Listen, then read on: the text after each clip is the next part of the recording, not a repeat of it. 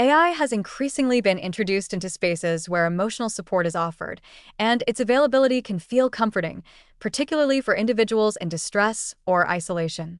For some users, the ability to type out painful thoughts and receive instant, empathetic-sounding responses offers a temporary sense of relief.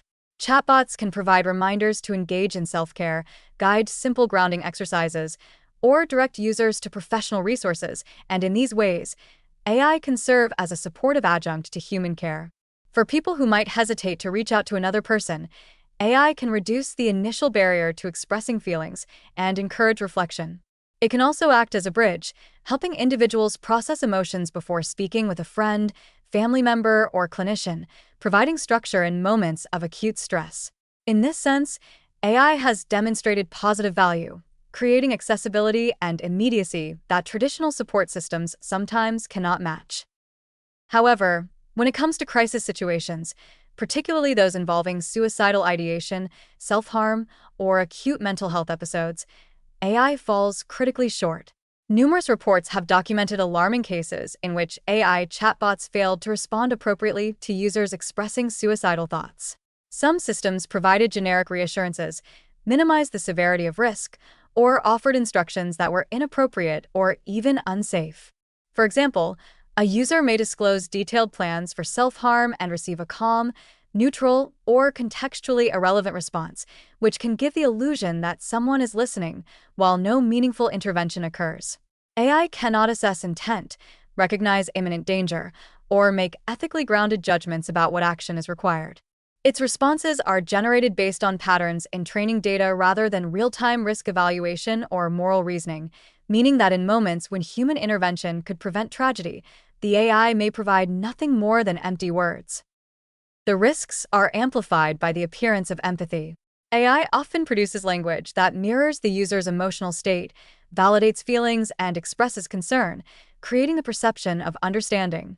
For someone in acute crisis, this can be misleading.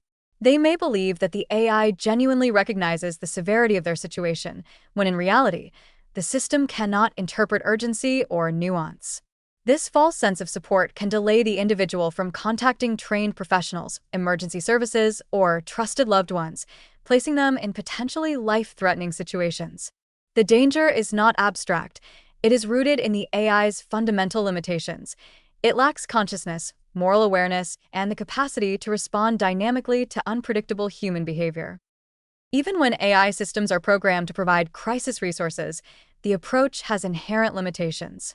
Simply displaying hotline numbers, directing users to online guides, or offering generic coping strategies is insufficient for someone actively considering self-harm. Crisis intervention is not just about information. It requires assessment, judgment, active listening, and sometimes immediate action to ensure safety. Human responders are trained to recognize subtle cues, evaluate risk in context, and escalate intervention when necessary. They can ask clarifying questions, manage safety protocols, and make real-time decisions about contacting emergency services or involving support networks. AI cannot replicate this complexity. It cannot interpret ambiguity, evaluate competing risks, or provide moral accountability in a way that ensures the safety of a vulnerable individual. Privacy and ethical considerations further complicate the picture. Users may disclose highly sensitive, intimate, or dangerous thoughts to AI, assuming the interaction is private and protective. However, the AI may record, store, or process this data in ways that are opaque to the user, creating potential breaches of confidentiality or misuse of highly sensitive information.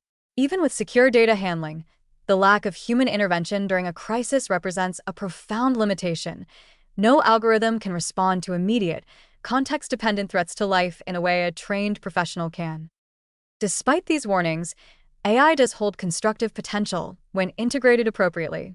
It can function as a triage tool, identifying users who may be at risk and guiding them toward human support.